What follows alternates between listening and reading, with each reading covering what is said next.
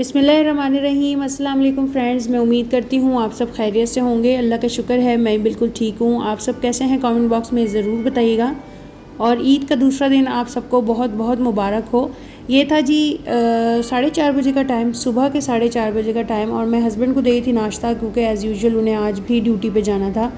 तो यहाँ शीर खोरमा मैंने उन्हें दे दिया था और चाय बना दी थी। इसके साथ मैंने उन्हें सर्व कर दिए थे बिस्किट।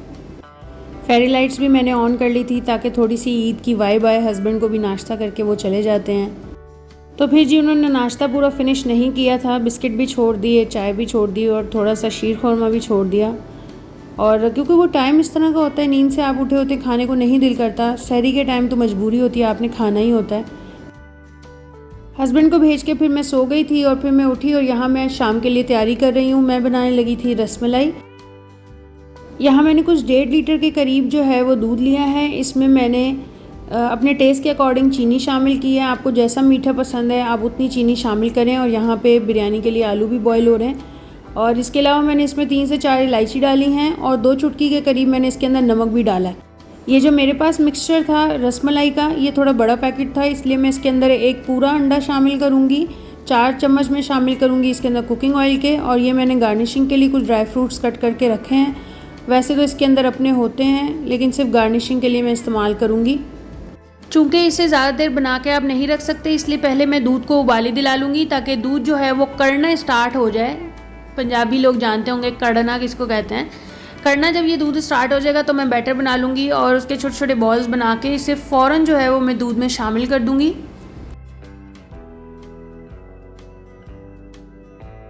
फ्लेम आपने मीडियम रखना है, हाई फ्लेम बिल्कुल नहीं होना चाहिए, वरना आप जैसे डालेंगे तो ये टूट जाएंगी। और आपने चम्मच इसके अंदर नहीं चलाना। शुरू में आपने इसे मीडियम फ्लेम पर 15 मिनट के लिए बस छोड़ देना है। और जैसे ही ये पकना स्टार्ट हो जाएंगी तो ये अपने आप जो है ऊपर फ्लोट होने लग जाएंगी। और फिर 15 मिनट के बाद आपने सिर्फ क्या करना है, आपने हल्का हल्का चम्मच की मदद से इसे टर्न करते हुए 2-3 दफ़ा टर्न करके आपने इसे 10 मिनट मज़ीद पका लेना है। ये आपके बैटर के ऊपर भी डिपेंड करता है कि अंदर से कच्ची तो नहीं रहती रसमलाई। ये अब आप देख लें साइज़ कितना बड़ा हो गया और ऊपर खुद ही फ्लोट हो गई हैं। और जब ये पक गई तो मैंने क्या किया, इन्हें बाउल में निकाल दिया ताकि ये टूटे नहीं। और मैं दूध को जो है वो मज़ीद गाढ़ा कर लूँगी। अदरवाइज़ इतना भी होता तो चलता, लेकिन मुझे थोड़ा सा गाढ़ा दूध अच्छा लगता है रसमलाई में ना। बाकी आप अपने टेस्ट के अकॉर्डिंग और कितनी क्वांटिटी आपको चाहिए आप उस हिसाब से रख सकते हैं। और ऐसे साइडों पे जो मलाई लगती रहती है इसकी, वो भी उतार के आपने अंदर ही शामिल करनी है क्योंकि उसका बहुत बड़ा कमाल होता है टेस्ट इन्हेंस करने में। तो बस मैंने इसे फिर दूध डाल के अच्छे से रख दिया था। जब मलाई की परत आ गई इसके ऊपर तो मैंने इसके ऊपर ड्राई फ्रूट गार्निश कर दिए और क्लिंग रैप से इसे कवर करके मैंने फ्रिज में रख दिया ताकि किसी चीज़ की स्मेल इसके अंदर ना जाए। और फिर कर ली थी मैंने सफाई, क्योंकि ईद के पहले दिन मैंने नहीं की थी, चांद रात की रात को की थी, इसलिए ज़रूरत नहीं पड़ी थी मुझे ईद वाले दिन करने की। तो मैं आज लगा लूँगी, झाड़ू भी लगा लूँगी और डस्टिंग वगैरह भी कर लूँगी। अच्छा, आजकल ऐसा हो रहा है कि कुछ भी खाने को दिल नहीं करता। नाश्ते के टाइम उठो तो नाश्ता करने को दिल नहीं करता, लंच करने को दिल नहीं करता। वो इसलिए शायद क्योंकि 1 महीने से हमारी आदत बनी होती है, वो हमारा खाने का टाइम ही नहीं होता। और जब मगरिब होती है तो उस टाइम फिर ज़ोरों की भूख लगी होती है, जिस तरह रमज़ान में होता था। और पानी भी पीने को दिल नहीं करता, दिन में ऐसा ही लगता रहता है कि शायद हमारा रोज़ा है। तो किसके साथ ऐसा हो रहा है मुझे कमेंट बॉक्स में ज़रूर बताइएगा। फिर जी आ गई थी मैं बिरयानी का मसाला तैयार करने के लिए। मैंने ऑयल में प्याज डाल दिया था और फिर अदरक लहसुन का पेस्ट डाल के उसे भून लिया। और फिर मैंने चिकन डाल के थोड़ा सा भूना था। जब वो भून हो गया था फिर मैंने उसके अंदर टमाटर और हरी मिर्च, नमक, ज़ीरा, पुदीना, थोड़ा सा नींबू ये शामिल किया था। बिरयानी मसाला मैं अभी शामिल नहीं करूँगी जब तक टमाटर जो है वो अपना पानी ना छोड़ दें। तो फिर मैंने अपने लिए नाश्ता बना लिया था। रात का नान मेरे पास लेफ़्ट ओवर था तो मैंने उसे गर्म कर लिया था। एक शामी बना लिया था और शामी को फ्राई करने के बाद जो अंडा बचा वो भी मैंने फ्राई कर लिया था।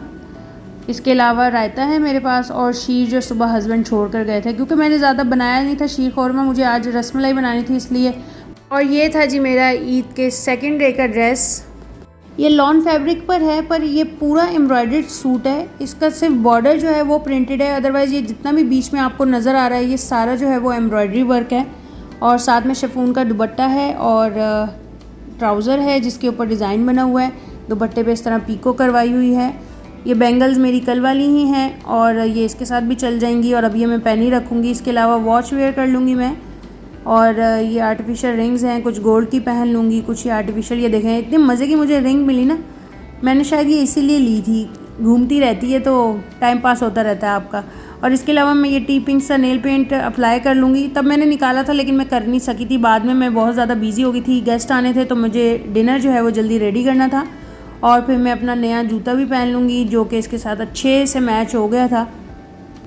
और मैंने चावल भी बॉईल करके रख लिए थे बिरयानी के लिए और कुछ काम ख़त्म करके रख लिए थे। फिर मैं तैयार हो गई थी, तकरीबन 7:30 हो रहे थे शाम के। इतने में गेस्ट भी आ गए थे और हस्बैंड भी आ गए थे। और जी मैं लेकर आई थी डेकोरेशन से रिलेटेड एक साइड टेबल छोटा सा, जिसके ऊपर मैंने यही सोचा था कि इसके ऊपर बेवरेजेस वगैरह सर्व कर देता है इंसान, क्योंकि टेबल के ऊपर खाना भी रखा होता है और आपने प्लेट भी रख कर खाना होता है। तो इस तरह इसके 2 पोर्शन बने हुए हैं। ऊपर मैंने कोल्ड ड्रिंक रख ली, पानी रख लिया और जो बर्तन हैं खाने वाले वो रख लिए।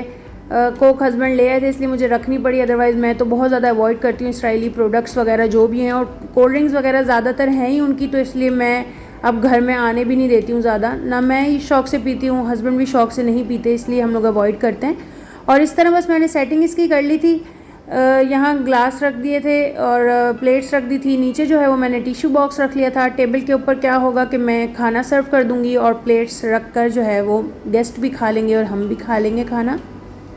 और आज जो मेरा पर्पज़ था इस टेबल को लाने का वो कंप्लीट हो गया। बहुत अच्छा लग रहा था, रखा हुआ भी एक डेकोरेशन के हिसाब से भी अच्छा लग रहा था और जगह भी जो है वो मेरी यूटिलाइज़ हो गई। और फिर मैं आ गई थी किचन में। यहाँ मैंने कबाब भी फ्राई कर लिए थे। बिरयानी को मैं दम लगा लूँगी।